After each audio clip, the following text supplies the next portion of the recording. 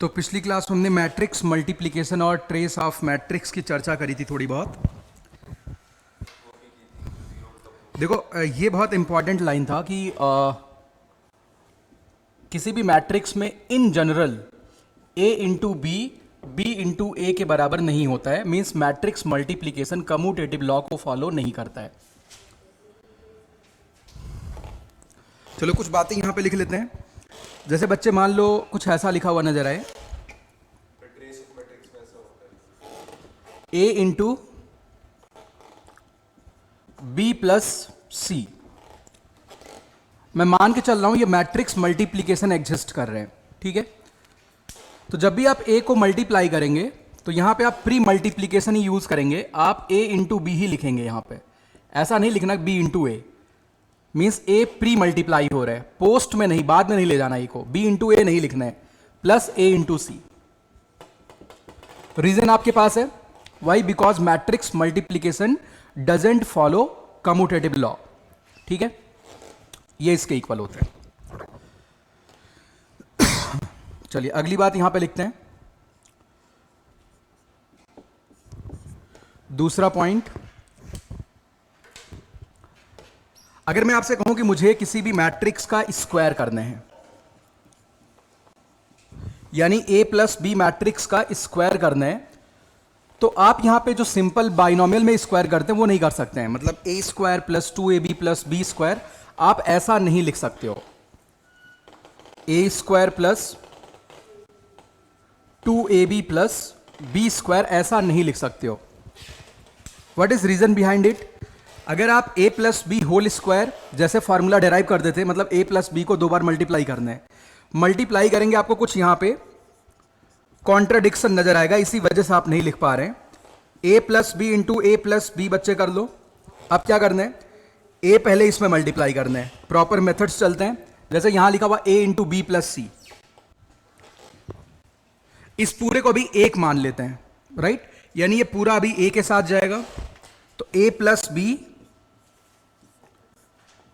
Into A plus B into, अब ये a post बाद में मल्टीप्लाई हो रहा है, तो यहां पे बच्चे a इंटू ए होगा, प्लस b इंटू ए होगा, प्लस a इंटू बी होगा, प्लस b इंटू बी होगा। तो बच्चे यहां पे क्या आएगा, a square plus b into A plus a into B plus B square.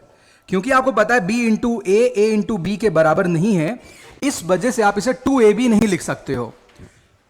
ये बात क्लियर है? आप साथ साथ नोट करते रहो, मौका मिलेगा नहीं, साथ साथ नोट करते चलो भाई।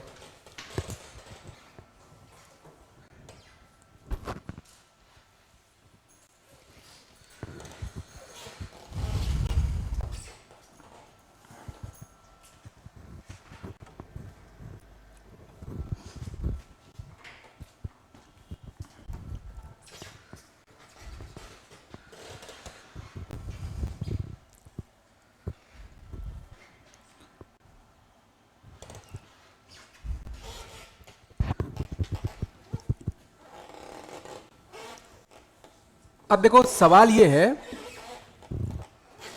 अगर ऐसा हो जाए, ऐसा कोई दे दे a इंटू बी बराबर b इंटू ए है, ऐसा दिया हुआ है।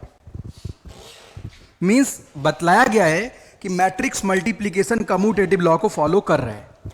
This is given to you, ये दिया हुआ है। तो भाई जेई ऐसे हरकतें बहुत करता है, ये आपको दिया गया है।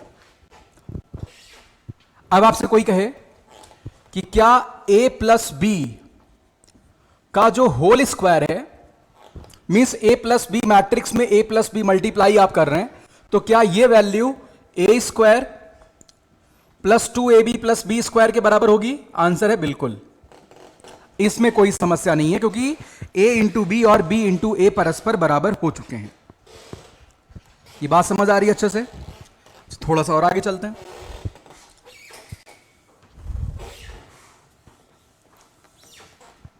सवाल यह है कि क्या a प्लस बी का होल क्यूब जो फॉर्मूला है वो एप्लीकेबल होगा? अगर ये बात है तो देखते हैं। उससे पहले एक और बात मैं पूछ लेता हूं, अगर a into b into A के बराबर है, if a into B equals b into A, तो क्या a इंटू बी का स्क्वायर हम a square into B square के बराबर लिख सकते हैं? वैसे तो वैसे भी लिख सकते हैं, a इंटू बी का स्क्वायर बराबर a square into B square. नहीं लिख सकते हो, ऐसे आप नॉर्मली नहीं लिख सकते हो। ध्यान दो, a इंटू बी के स्क्वायर का मतलब बच्चे क्या हुआ? a इंटू बी मैट्रिक्स में क्या मल्टीप्लाई कर रहे हो? a इंटू, तो कहां a इंटू ए तो मिल ही नहीं रहा, a स्क्वायर कैसे लिख पाओगे? But now you have condition कि a इंटू बी बराबर क्या है? b into A. तो in place of b into A आप क्या पुट कर दो? a इंटू, अरे बोल भाई, ये बात समझ आ रही है? b इंटू ए की जगह क्या पुट कर दो? a इंटू, ये दिया हुआ है, कोई समस्या तो नहीं किसी को? अब देखो भाई, यानी अगर a इंटू बी बराबर b इंटू ए है, then you can write a into B का स्क्वायर बराबर a स्क्वायर बी स्क्वायर। आप इतना ही नहीं, तब शायद ये भी लिख पाए। मैं वैसे आपसे पूछ लेता हूं, क्या ये भी लिख सकते हैं? b इंटू ए का स्क्वायर बराबर b square into A square.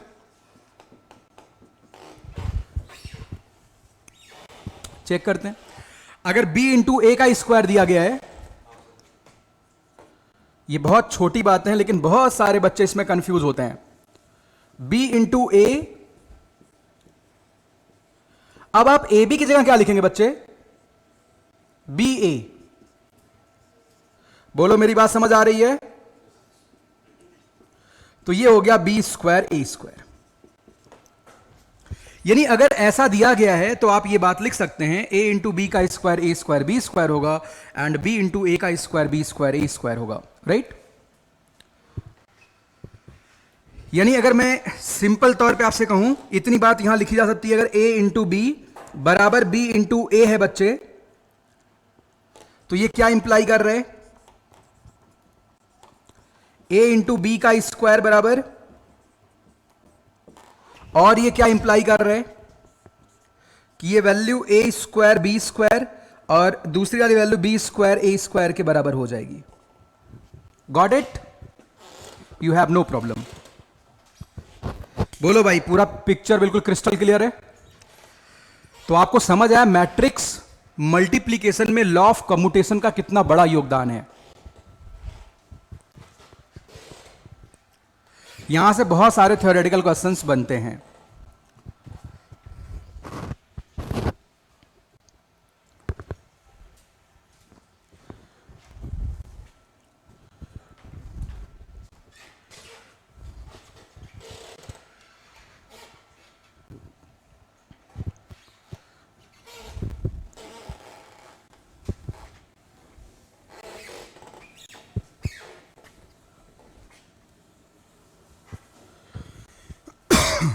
चलो एक और बात यहां पूछ लेता हूं मैं, अगर a इंटू बी, अगर a इंटू बी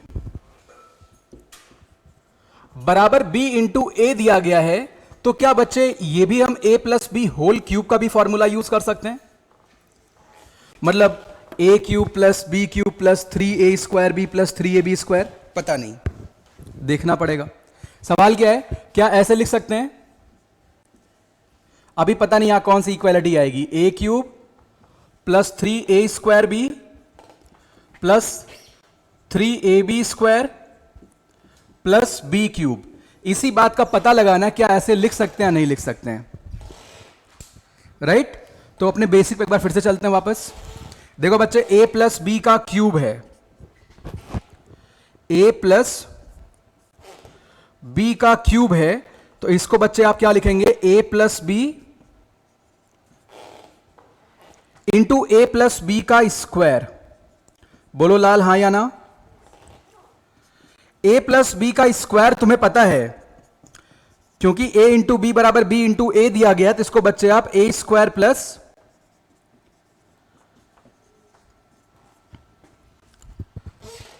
इसको और एक्सपेंड करके देखते हैं। अब आप a पहले मल्टीप्लाई करेंगे, प्री मल्टीप्लाई हो रहा है, तो a cube plus 2a² b plus ab², अब b मल्टीप्लाई होगा, plus ba² plus 2bab plus b cube. पहले जो चाहिए उनको डिस्टर्ब मत करो। a क्यूब चाहिए, b क्यूब चाहिए, a² और ab² चाहिए, राइट। देखो a क्यूब तो मिल चुका है अपने को भाई, a क्यूब को डिस्टर्ब नहीं करने, पता नहीं क्या होने वाला है। b क्यूब को डिस्टर्ब नहीं करने, a² भी रिक्वायर्ड है, इसको भी डिस्टर्ब नहीं करने, इसको भी डिस्टर्ब नहीं करने, बाकी दो से निपटना है। पक्की बात, 3 ले आना है तो ये इसके जैसा होना चाहिए, यानी a² b और ba² बराबर होने चाहिए, ab² और bab ये बराबर होने चाहिए, राइट। बताओ क्या किया जाए भाई, क्या ba² को a² b लिख सकते हैं? सवाल यही है, बोलो, क्या ba² को आप a² b लिख सकते हैं? जल्दी मत बोलना, आप पाप कर जाओगे नहीं तो। देखो b इंटू a लिखा हुआ है, ba को a भी लिखेंगे, लग तो नहीं रहा ऐसा लिख पाएंगे। फिर से ba को क्या लिखेंगे? ab। अरे गॉट इट और नॉट? कितना टफ है मैट्रिक्स, ये देखो भाई। It means these two quantities are equal. ये सब क्यों हो रहा है? Because of law of commutation. ये बात समझ आ रही है? कोई दिक्कत? ये दोनों बराबर हो गए। वैसे इसको जरा लिख के देखते हैं, क्या BAB, ये तो अपने को बराबर दिख गया भाई। इसी प्रकार बच्चे, क्या BAB AB² के बराबर होगा? चलो इससे चलते हैं। BA की जगह क्या रखेंगे बच्चे? AB। ये तो सीधे आ गया ना, यानी भैया हम a plus B whole cube का फॉर्मूला भी यूज कर पा रहे हैं, राइट। तो ये दोनों बराबर हो गए। बोलो भाई, पूरी बात समझ आ रही है? कोई समस्या?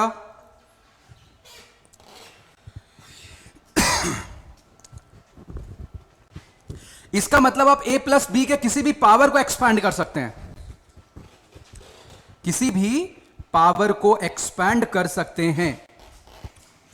ठीक है भाई, पूरी बात समझ आ रही है?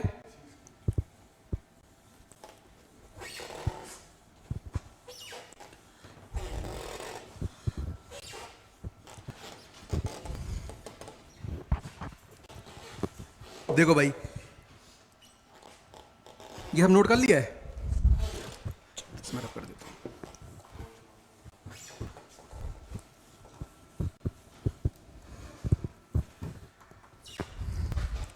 अब अगर देखो, अगर ऐसी बात है, ये आप घर पे प्रूफ करना, आप मैथमेटिकल इंडक्शन से प्रूफ कर सकते हैं। ए बी बराबर, अगर बच्चे बी ए दिया गया है, then you can write a into B पे power n equal to a पे पावर n इंटू बी पे पावर n।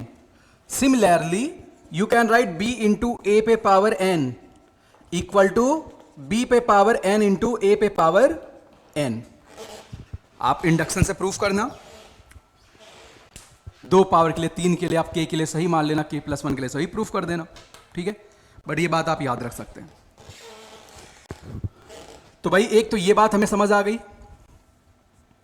दूसरी बात, अगर ये बात लागू होती है तो आप a प्लस बी पे पावर n को भी एक्सपेंड कर सकते हैं, जहां पे पॉजिटिव इंटीग्रल इंडेक्स है। कैसा इंडेक्स है? पॉजिटिव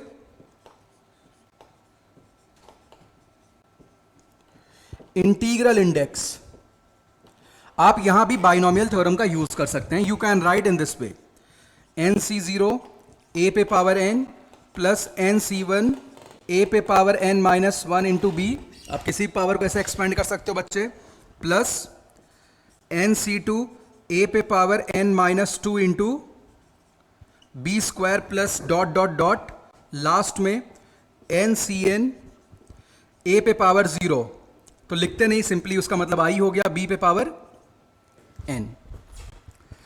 किसी भी पावर को आप एक्सपेंड, आप ये टेक्निक तब यूज कर पाएंगे जब लॉ ऑफ कम्यूटेशन फॉलो हो रहा हो, नहीं तो आप नहीं यूज कर सकते हो। आप कभी गलती से भी मत यूज कर देना, ठीक है।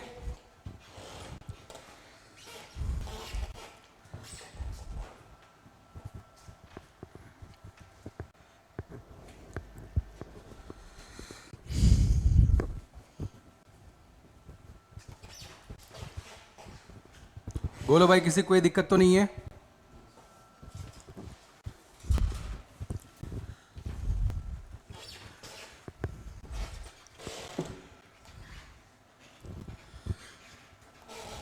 तो एक बहुत छोटा सवाल लिखते हैं, या कुछ बातें और यहां समझ लेते हैं, फिर सवाल करेंगे।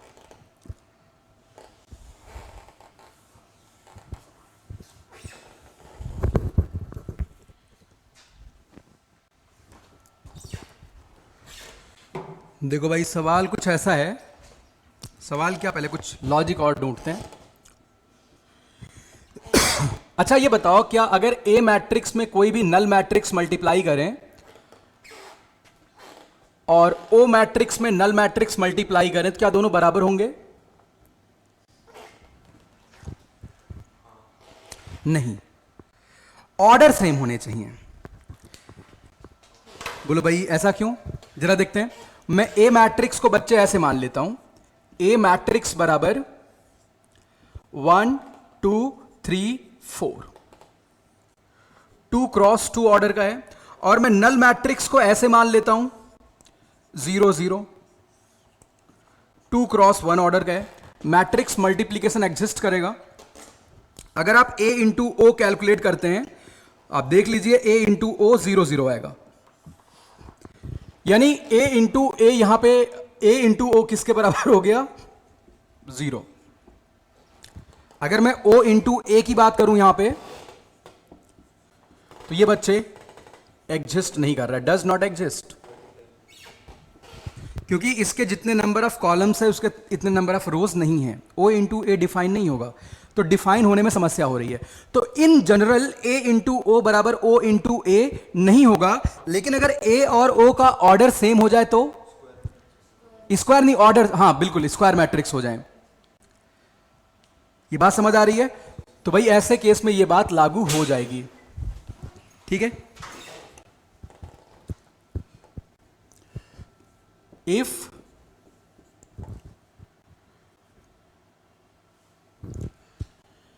A and O are square matrices, O are square matrices of same order,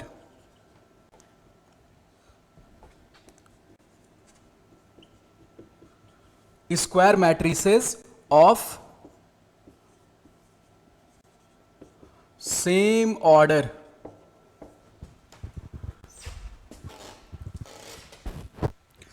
बोलो इतना मामला क्रिस्टल क्लियर है? कोई दिक्कत तो नहीं है? यही सेम समस्या शायद आई के साथ भी आए, लेकिन आई में एक बात पहले से पता है। अगर मैं ए इंटू आई लिखता हूं, आई में एक बात पहले से पता है कि आई एक डायगोनल मैट्रिक्स होता है, और डायगोनल मैट्रिक्स स्क्वायर मैट्रिक्स होती हैं। ये बात समझ आ रही ना? यानी एक तो स्क्वायर मैट्रिक्स है। अब सवाल है क्या ए इंटू आई बराबर आई इंटू ए होगा?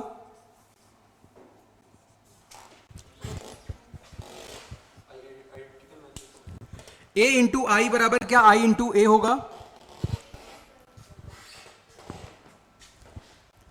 चेक करते हैं। मैं ए मैट्रिक्स को ऐसे लिख लेता हूं 1 2 3 4 5 6, और आई मैट्रिक्स लिख लेता हूं बच्चे। ये किस ऑर्डर की है? 3 क्रॉस 2। इसको ऐसे लिख देता हूं 1 1 1 1। ये 2 क्रॉस 2 ऑर्डर की है। आई तो स्क्वायर ही होगा, गॉट इट। आप ए इंटू आई कंप्यूट करेंगे, एग्जिस्ट कर रहे हैं, और इसकी वैल्यू ए इंटू आई की वैल्यू ए के बराबर आएगी। बोलो बच्चे, चेक कर पाओगे? ए इंटू आई किसके बराबर आएगा? ए के बराबर आएगा। बट यहां पे आई इंटू ए एग्जिस्ट ही नहीं करेगा। तो यहां पे ए इंटू आई बराबर आई इंटू ए बराबर ए कब होगा? जब आई और ए दोनों सेम ऑर्डर के हों। ऑब्वियसली स्क्वायर ही होंगे, क्योंकि आई क्या होता है? स्क्वायर होता है। ये बात समझ आ रही है? अच्छा, यहां पे सेम ऑर्डर नहीं है। देखो यहां पे स्क्वायर मैट्रिक्स ऑफ, पहले तो स्क्वायर होना है फिर सेम ऑर्डर होना है। यहां पे बस सेम ऑर्डर। ऐसा क्यों? क्योंकि आई ऑलरेडी स्क्वायर है। ठीक है, तो यहां लिख लो, if I and A are square matrices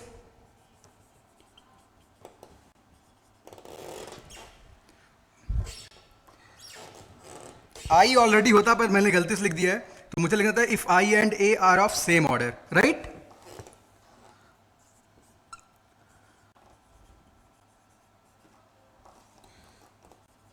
क्योंकि आप ऐसे नहीं कर सकते हो कि आपने ए मैट्रिक्स को 3x2 लिया, आप आई 3x2 ऑर्डर का बना लो, बनेगा ही नहीं, क्योंकि आई में डायगोनल होना जरूरी है। बोलो बच्चे, ये बात समझ आई? तो कोई आपसे कहे क्या ए इंटू ओ बराबर ओ इंटू ए हमेशा होता? आंसर क्या है? नो। कब होगा? जब ये शर्त है। क्या आई इंटू ए बराबर ए इंटू आई होता है? आंसर है नो। कब होगा? जब दोनों का ऑर्डर सेम हो। और किसके बराबर होगा प्रोडक्ट? ए के बराबर। पूरी कहानी क्रिस्टल क्लियर हो गई भाई? कोई दिक्कत तो नहीं है? तो मास्टर एक सवाल यहां सेट कर देता फटाफट।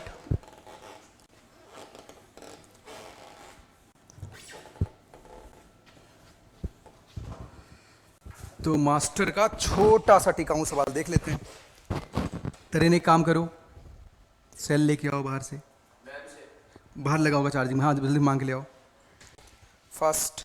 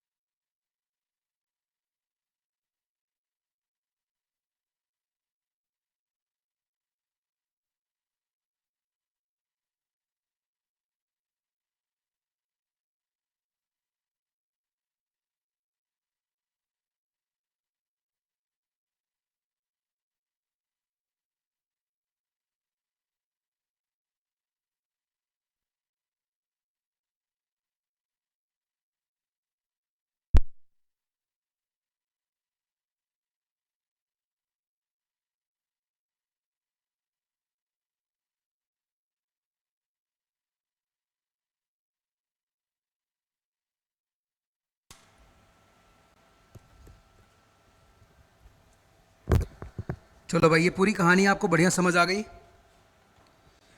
यहां तक कोई दिक्कत तो नहीं है? तो सवाल सेट करते हैं।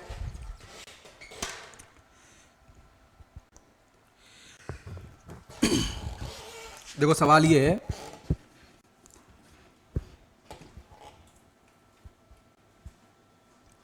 If A square equal to A,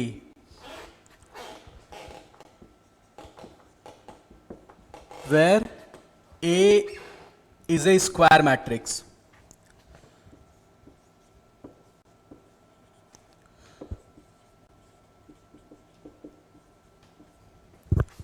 where A is a square matrix and I plus A raised to the power 10 equal to I plus Ka, where I is an identity matrix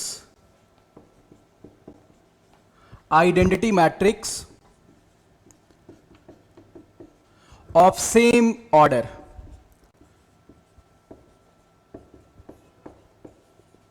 Same order as A, right?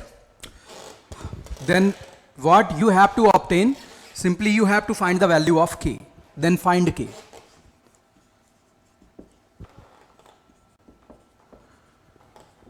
Then find K, ये बतलाना है बच्चे। ठीक है, सवाल समझ आ गया अच्छे से। अब सवाल यह है कि यहां पे क्या बाइनोमियल थ्योरम यूज कर पाएंगे? बोलो भाई, क्या कहना आपका? यहां पे बाइनोमियल थ्योरम यूज कर पाएंगे कि नहीं कर पाएंगे? कर पाएंगे बिल्कुल, क्योंकि भाई a इंटू आई किसके बराबर है? यह शर्त पड़ी थी जब i और a का ऑर्डर सेम हो जाए। और ये वैल्यू किसके इक्वल आती बच्चे?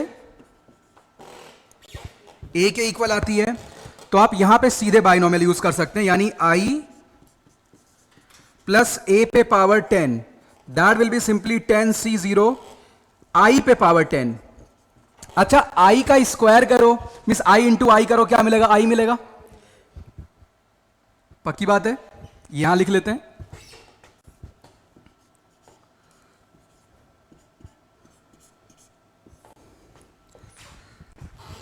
आप मल्टीप्लाई करके देख सकते हैं। ठीक है, तो ऐसा आ गया बच्चे। फिर अगला क्या आ गया यहां पे? 10c1। अब मैं i लिखता नहीं हूं, क्योंकि i पे कुछ भी पावर लगेगा वो तो सिंपली i होने वाला है। यहां पे बच्चे a आ गया, plus 10c2 a square dot dot dot dot dot dot dot 10c10 a पे पावर क्या होगा बच्चे? 10। बोलो भाई, ये कहानी क्रिस्टल क्लियर हुई कि नहीं हुई? अब बच्चे a स्क्वायर a के बराबर है, a स्क्वायर जगह पे a आएगा। अच्छा, a क्यूब क्या होगा? a क्यूब को आप क्या लिखेंगे? a into a square. a square कितना है? यानी a स्क्वायर बन गया। अब a स्क्वायर फिर से क्या हो जाएगा? a। ये बात समझ आ रही है? a पे पावर 4 क्या होगा? a square into a square. a square कितना है बच्चे? a। अगला भी a, फिर से a स्क्वायर है, a स्क्वायर a है, सारे a बन जाएंगे, राइट? तो सबको a लिख दो आप। अब देखो बच्चे, 10c0 तो 1 होता है, यहां पे सिंपली i आ गया, क्योंकि आप यहां पे 1 नहीं लिख सकते हैं, ये मैट्रिक्स एडिशन है। और सब में से a बाहर आ जाएगा। बोल मेरे बच्चे, ये बात समझ आ रही है? a बाहर आ जाएगा, बचेगा क्या? वो लिख देते हैं। बचेगा 10c1 10c2 plus up to 10c10। अच्छा, ये क्या लिखा हुआ है? सम ऑफ बाइनोमियल कोफिशिएंट्स। तो nc0 plus nc1 up to ncn कितना था? 2 पे पावर n था, तो ये कितना हो जाएगा? 2 पे पावर 10 माइनस 1। वो 10c0 वाला माइनस हो जाएगा, तो यहां लिख दो आप। यानी कितना आया? i प्लस a इंटू 2 पे पावर 10 माइनस 2 पे पावर 10 कितना होता है? 1024 से 1 घटा दिया, 1023 आ गया। बोलो बच्चे, ये बात समझ आ गई? देखो भाई, ये सस्ता था सवाल, आपने कर लिया। ऐसे सवाल पूछ लेते हैं कई बार भाई एग्जाम में, छोटे मोटे सवालों में काउंट होता है। तो आपको k की वैल्यू कितनी मिल गई? 1023। कंसेप्ट क्या यूज हुआ? क्या यहां बाइनोमियल यूज कर सकते हैं या नहीं कर सकते हैं? सवाल इसी पे था। तो k की वैल्यू आ गई, ये नोट कर लो बच्चे फटाफट।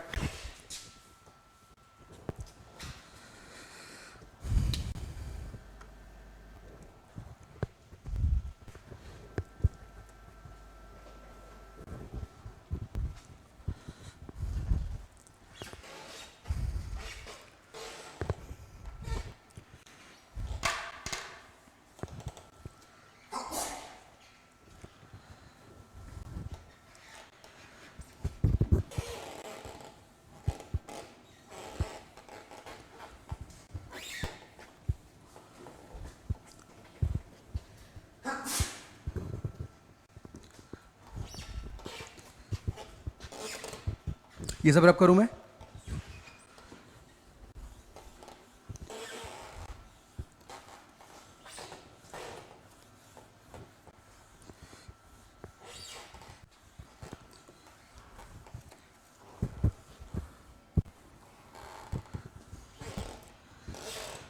अब देखो भाई, यहां पे एक सवाल मैं बिंदु दीदी से पूछ लेता हूं, बहुत दिन से सवाल नहीं पूछा।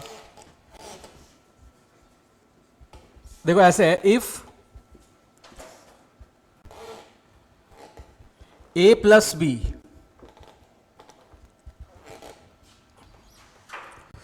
if a plus b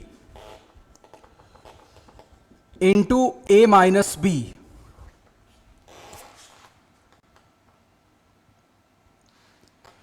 बराबर A square minus B square, where A and B are matrices of same order, where A and B are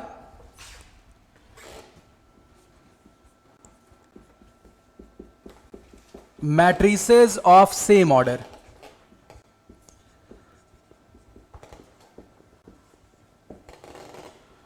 Where A and B are matrices of same order, then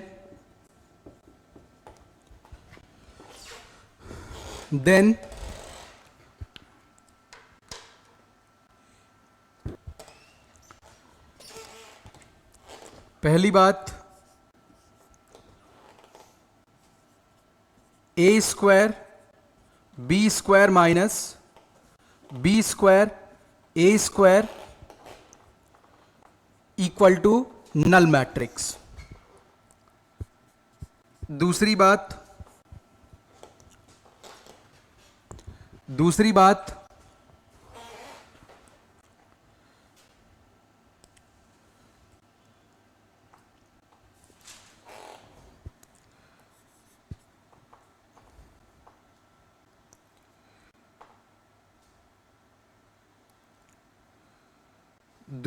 है A B A square is always equal to B A cube. तीसरी बात,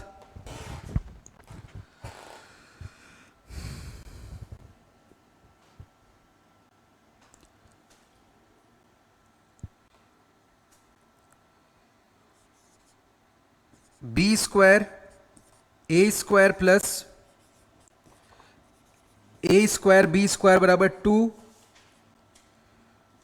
B A का whole square. पता नहीं क्या हो रहा है ये। Fourth, none of these.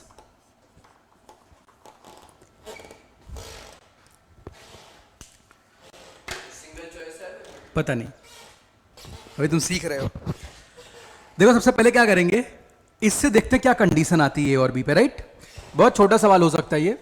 तो बच्चे अगर आप मल्टीप्लाई करेंगे तो यहां पे आएगा a into A minus A into B plus B into A. बोल बच्चे हाँ या ना। माइनस बी इंटू बी, और ये पूरी की पूरी वैल्यू बराबर दे रखी किसके, तो भाई ये सब तो कट बढ़ जाएंगे। तो यानी तुम्हें क्या मिल गया, a इंटू बी बराबर क्या है, यानी ये बात तभी लागू होगी जब मैट्रिक्स मल्टीप्लीकेशन कम्यूटेटिव लॉ को फॉलो करे। मैट्रिक्स मल्टीप्लीकेशन किसे फॉलो करे, कम्यूटेटिव लॉ को फॉलो करे। अच्छा अगर ये दिया गया है फिर तो आपको डाउट ही नहीं था, आपने ये सारी बातें लिख ली थी भाई। ए बी का स्क्वायर कितना होगा, ए स्क्वायर,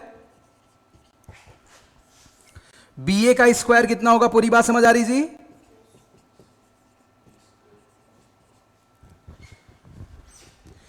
ए बी का होल स्क्वायर बी ए का होल स्क्वायर बराबर होंगे।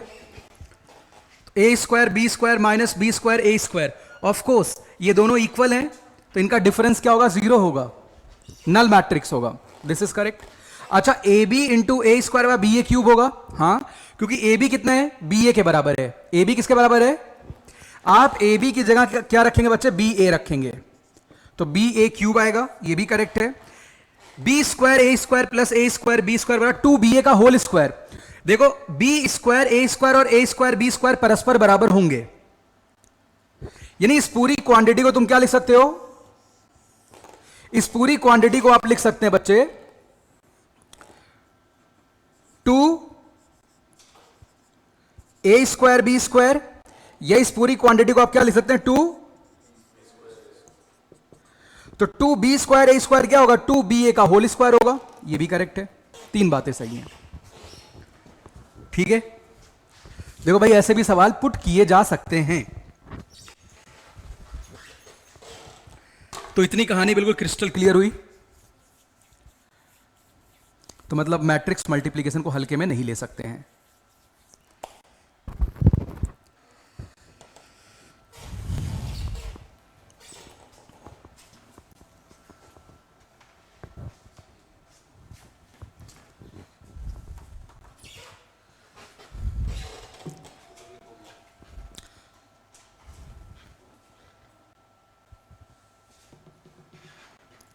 तो रब कर दूं,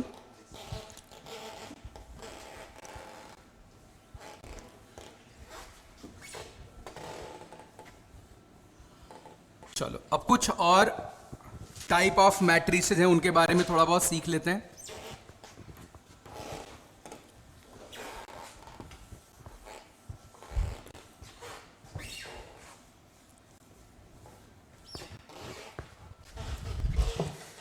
लिखो बच्चे, पॉइंट बना के लिखो, आइडेम्पोटेंट मैट्रिक्स। ये सब बातें आईआईटी कभी पूछता नहीं, फर्जी बातें हैं, हमेशा डिफाइन करके देगा, बट फिर भी लिख लेते हैं क्वेश्चन करने में। अगर आप बिट्स वगैरह पेपर देंगे उसमें शायद डिफाइन ना करें, सीधे पूछ लें आइडेम्पोटेंट मैट्रिक्स। तो कोई भी स्क्वायर मैट्रिक्स, गौर करना, कोई भी स्क्वायर मैट्रिक्स मतलब जो ए है वो बच्चे एक स्क्वायर मैट्रिक्स होनी चाहिए, शर्त पहली यही है। ए एक स्क्वायर मैट्रिक्स होनी चाहिए। तो मैं n क्रॉस n ऑर्डर का मान लेता हूं, दिस इज स्क्वायर मैट्रिक्स, से पता चल गया स्क्वायर है। विल बी आइडेम्पोटेंट,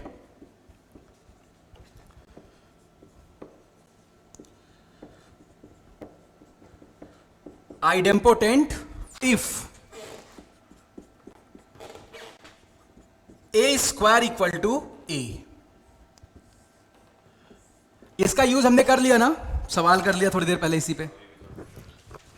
अगर ए स्क्वायर इक्वल टू ए हो जाए, मतलब अगर तुम्हारे पास ऑप्शन दिया गया कौन सा आइडेम्पोटेंट मैट्रिक्स होगा, तो आप क्या करना है, ए मैट्रिक्स में ए मल्टीप्लाई करना, देखना ए वापस मिल रहा है कि नहीं मिल रहा है। अगर वापस मिल गया तो कौन सी मैट्रिक्स हो जाएगी, आइडेम्पोटेंट। दूसरी डेफिनेशन लिखो भाई,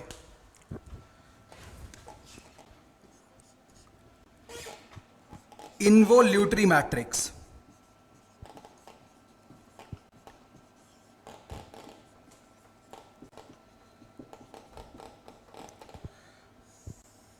किसी पास मैट्रिक्स का मॉड्यूल है,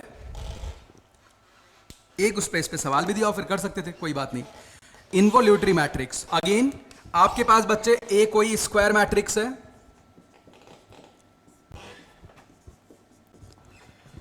विल बी इन्वोल्यूटरी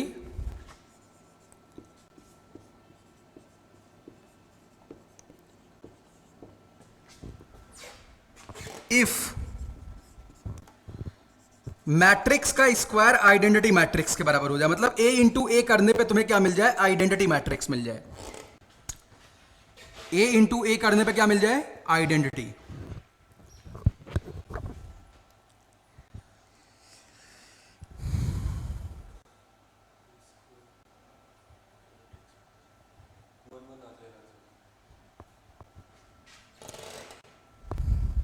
नेक्स्ट लिखो,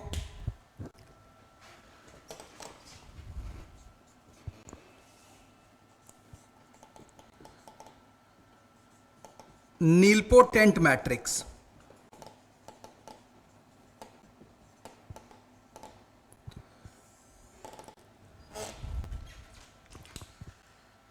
आप देखो भाई, आपके पास फिर से कोई स्क्वायर मैट्रिक्स है,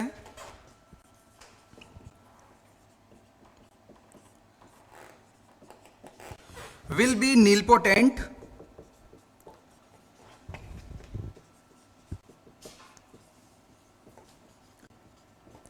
ये बच्चे नीलपोटेंट तभी होगा इफ ए पे power n equals null matrix. मतलब ए को मल्टीप्लाई, n क्या हो सकता है, यहां पे n का मतलब क्या है, n इज ऑर्डर ऑफ नीलपोटेंस। हो सकता है ए को 3 बार मल्टीप्लाई करने पे नल मिले, होता है ए को 10 बार मल्टीप्लाई करने पे नल मिले, राइट। बोले सर ये तो काफी रैंडम सवाल हो सकता है, बिल्कुल। अगर एग्जाम में कभी पूछा गया तो होता आपको 2 या 3 दफा मल्टीप्लाई करके देखना पड़े नल मिल रहा है कि नहीं मिल रहा है। ये बात क्लियर है। तो ए पे पावर n बराबर क्या होना चाहिए, null matrix.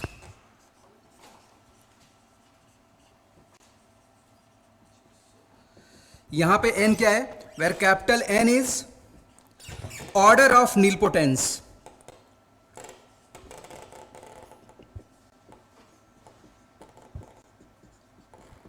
Order of नीलपोटेंस।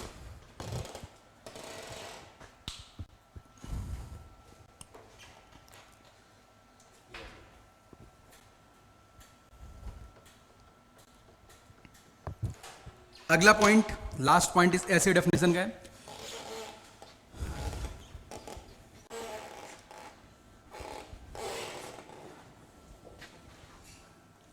Periodic matrix.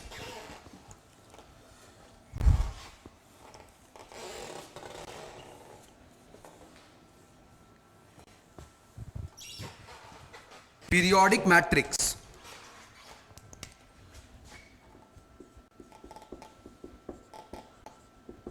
Periodic matrix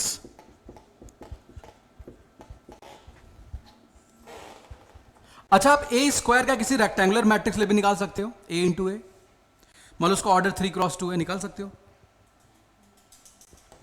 बोलो, ए मीन्स ए इंटू ए अगर आप डिफाइन करते हो, मान लो ए का ऑर्डर 3x2 है, तो यहां पे ए का ऑर्डर 2x3 होना चाहिए, सेम कहां रह गया? जब आप ए इंटू ए लिखते हैं, डिफाइन करते हैं, it means A should be square matrix. ये बात क्लियर है? तो पीरियोडिक मैट्रिक्स की बात हो रही है। अब देखो भाई, अगर मैं कहता हूं कोई भी स्क्वायर मैट्रिक्स अपने पास है, उस पर आपने पावर लगाना शुरू किया, तब तक पावर लगाते गए जब तक वही वापस ना मिल जाए। पीरियोडिक मतलब सेम चीज रिपीट हो जाए, यानी ए पे पावर सपोज t +1 अगर ए मिल जाए,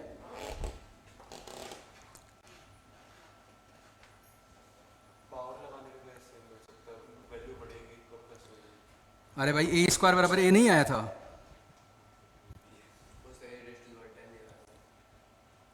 राइट, मतलब ए पे पावर टी आप लिख लो, ए पे पावर टी बराबर हमने क्या कर दिया? ए कर दिया। पावर लगाते गए वो रिपीट कर जाए, होता है ए पे पावर 10 करने पे रिपीट करे। अच्छा, ये टी क्या होगा? पक्की सी बात है, टी एक इंटीजर होगा, लाइक 1 2 3। यहां पे लिख लेते हैं T belongs to natural number है, होल नंबर, नेचुरल नंबर। और ये टी क्या है? T is period of matrix.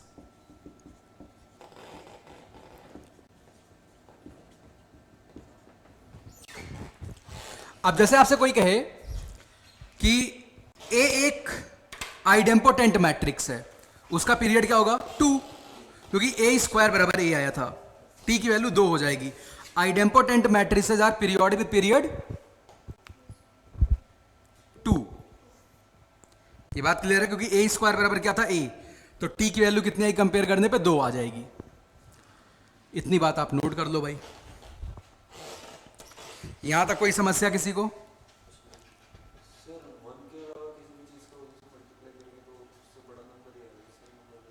ये मैट्रिक्स है, नंबर नहीं है। ये क्या है? मैट्रिक्स। ठीक है,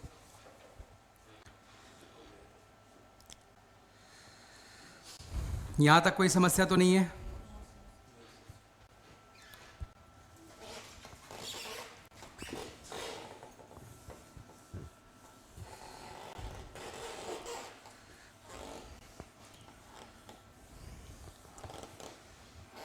तो नेक्स्ट पॉइंट हम स्टार्ट कर सकते हैं या नहीं कर सकते हैं?